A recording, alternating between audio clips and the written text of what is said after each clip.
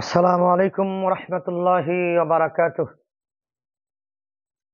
আলহামদুলিল্লাহি নাহমাদুহু ওয়া নাস্তাঈনুহু ওয়া নাস্তাগফিরুহু ওয়া নু'মিনু বিহি ওয়া নাতাওয়াক্কালু আলাইহি ওয়া না'উযু বিল্লাহি মিন শুরুরি আনফুসিনা ওয়া মিন সাইয়্যাতি আমালিনা। মান ইয়াহদিহিল্লাহু ফালা মুদিল্লা লাহু ওয়া মান ইউদ্লিলহু ফালা হাদিয়া লাহু। ونشهد أن لا إله إلا الله وحده لا شريك له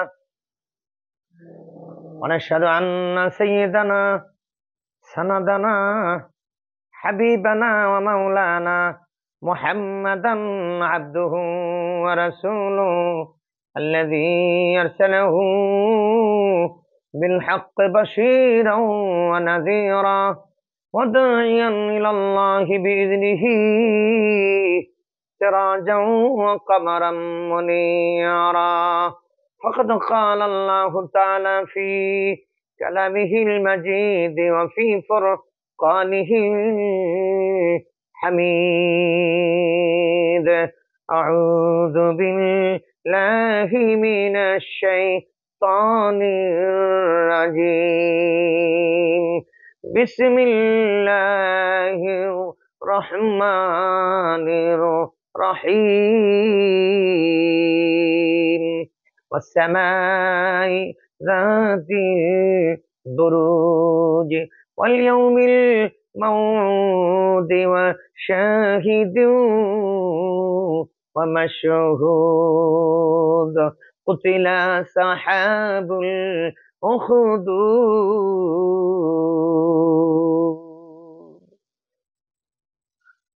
صدق الله العظيم وصدق رسوله النبي الكريم ونحن على ذلك من الشاهدين والشاكرين. الحمد لله.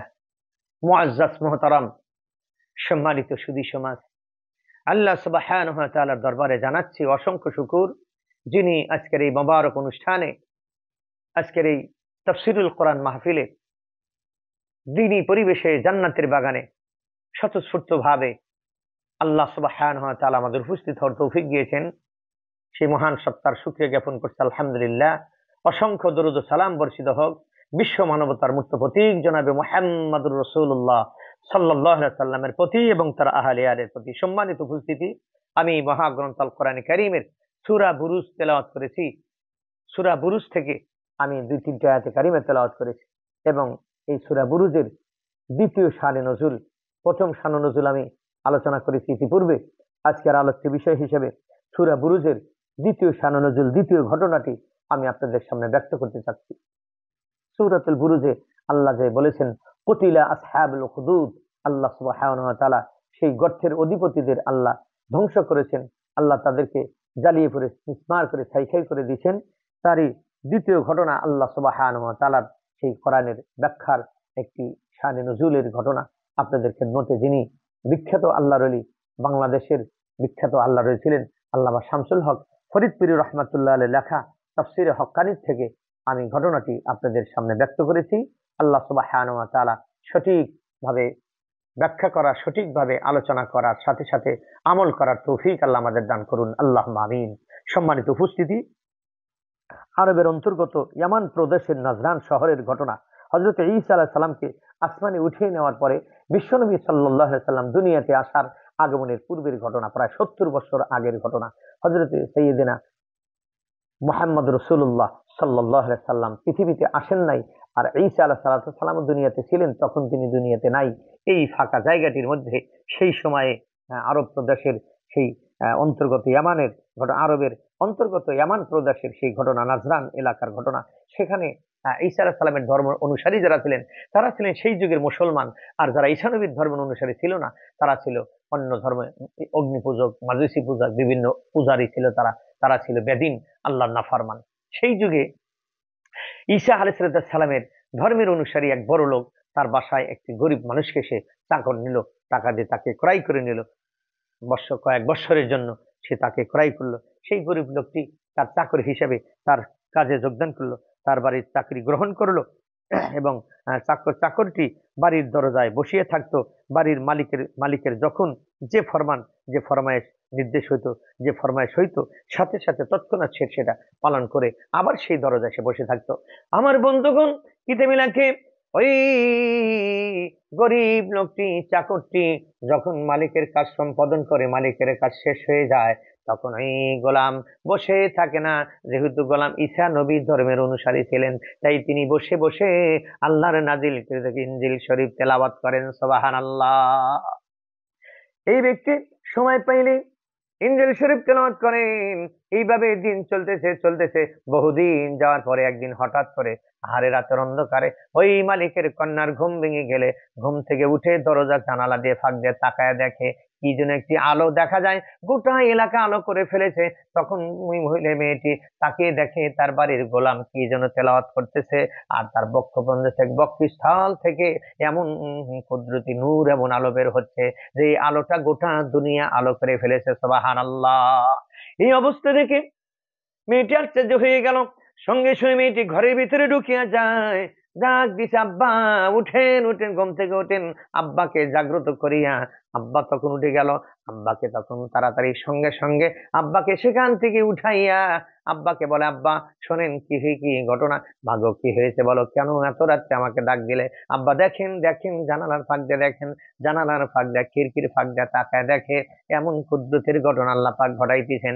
ওই কাজের ছেলেটি কি যেন তেলাওয়াত করতেছেন, আর তার বক্ষ পিছন থেকে এমন আলো গোটা দুনিয়া আলোকিত হয়ে যাচ্ছে। আশ্চর্য হয়ে গেল। সঙ্গে সঙ্গে দরজা বন্ধ করে দিয়ে শুয়ে পড়লো। কিতিমিলাকে সকালবেলা ঘুম থেকে উঠিয়া ওই মালিক তখন আর মেয়েটার সঙ্গে লইয়া গোলামের কাছে যায়, ডাকতে বলে, গোলাম বলো বলো বলো, রাত্রে কি তুমি কি তেলাওয়াত করতেছিলে? বলে, মনি আমি তেলাওয়াত করতেছিলাম ওই মহান সত্তার কিতাব, আল্লাহর নাজিলকৃত কিতাব ইনজিল শরীফ তেলাওয়াত করতেছিলাম। বলে, এটা কি? বলে, মহান সত্তার কথা, মহান সত্তার কালাম। যেই মহান সত্তা আসমান জমিন বানাইছেন, আমাকে বানাইছেন, আপনাকে বানাইছেন, যিনি এগুলি আবার লয় করবেন, ক্ষয় করবেন, যার হুকুমে কুল কায়নাত চলে, যার হুকুমে এগুলি সব ধ্বংস হয়ে যাবে। কুল্লু মান আলাইহা ফান, আল্লাহ পাক সব ধ্বংস করে দিবেন, সব আবার নিঃশেষ হয়ে যাবে। ওয়া আখরাতিল আরদু আসকালাহা, ওই দিন আবার আল্লাহ পাক সিংহে ফুঁক দেবেন ফেরেশতার মাধ্যমে, সব জমিন উগরায় দেবে, সব বের হয়ে যাবে। ওই দিন আবার আমরা উত্থিত হব সেই মহান সত্তার দরবারে। সুম্মা ইলাইনা তুরজাউন, ওই আল্লাহর দরবার আমরা ফিরে যাব। এই সমস্ত ঘটনা শোনার পরে তখন ওই বাড়ির মেয়েটি আর তার মনি, আর এই ঘটনা শোনার পরে ওর হাতে হাত দেয়া কালেমা পড়ে মুসলমান হইয়া যায়। সুবহানাল্লাহ সুবহানাল্লাহ। আশ্চর্য হয়ে গেল তারা। আল্লাহ সুবহানাহু ওয়া তাআলা, আর যেহেতু দেশের রাজা, দিন ইসলাম দ্রোহী, সেই জন্য চোখের পীড়াপিড়ির কারণে গোপনে গোপনে ভালো ঘটনা ব্যক্ত করার পরে তখন তারা এই বিশ্ব জগতের ঘটনা যখন তারা শুনলো, আর তারা দেরি করতে পারলো না। মেয়েকার সাথে লইয়া সঙ্গে সঙ্গে ওই মনিব কালেমা পড়িয়া মুসলমান হইয়া যায়। সুবহানাল্লাহ। এই ঘটনা দেশের রাজা ইউসুফ সিনোয়া দেমারির ঘটনা জানিতে পারিয়া ভীষণ চটিয়া গেল। তৎক্ষণাৎ মুসলমানদেরকে ডাকিয়া পাঠাইলেন এবং ধর্ম পরিত্যাগ করার জন্য তাদের চাপ সৃষ্টি করলো। এবং এই ঘটনা যখন প্রসার হয়ে গেল, আরো জনগণ বাড়তে থাকলো, মুসলমানের সংখ্যা আধিক্য হতে থাকলো, বৃদ্ধি পেতে থাকলো। রাজা তাদেরকে মারা শুরু করলো এবং বিভিন্ন জায়গায় গর্ত খনন করে করে গর্তের ভিতরে তাদেরকে এইভাবে পুড়িয়ে মারা শুরু করে দিল। আমার সম্মানিত উপস্থিতি, একজন মুসলিম নারীকে ধরে আনা হলো। তার ছোট্ট শিশুটি যেই মাত্র দেখলো অঙ্গি কুণ্ডলী, তখন ডাক দিছে, মা এটা আগুন না গো মা, এটা জান্নাতের বাগান, মাগো আর দেরি করেন না, সঙ্গে সঙ্গে কালেমা পড়ে মাগো ঝাঁপ দিয়ে দেন। খবরদার খবরদার, যত নির্যাতন আসুক, যত নিপীড়ন আসুক, বরদাস্ত করেন, সহ্য করেন, খবরদার ইমান ছাড়িয়েন না, ওর কাছে ইমান বিক্রি করিয়েন না। মাগো আমি দেখতেছি এটা আগুন না গো মা, এটা ফুলের বাগান। সঙ্গে সঙ্গে ওই মেয়েটি ঝাঁপ দিয়ে যখন ভিতরে পড়ে গেছেন, আর সাথে সাথে যারা আশেপাশে যারা ছিল সবাই ঝাঁপ দিয়ে আগুনের মধ্যে পড়ে গেলে আল্লাহর কুদরতে আগুনটা সেখান থেকে বের হয়ে গেল।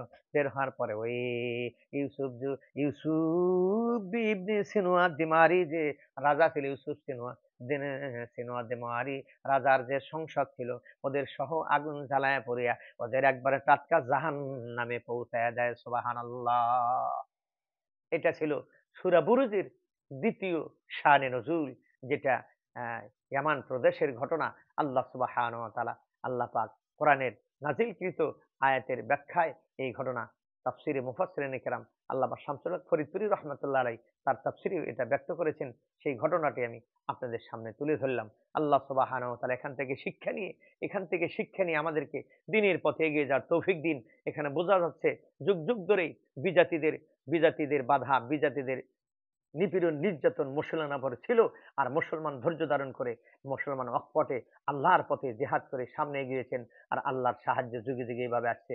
আমাদের উপরেও এইভাবে আল্লাহর সাহায্য আসতেই থাকবে। আল্লাহ সুবহানাহু ওয়া তাআলা আল্লাহর এই কোরআনের আয়াত থেকে, সেই যুগের আদি সেই ঘটনা থেকে শিক্ষা গ্রহণ করে আল্লাহ পাক আমাদের চলার পাথেয় হিসেবে আল্লাহ আমাদের কবুল করুন।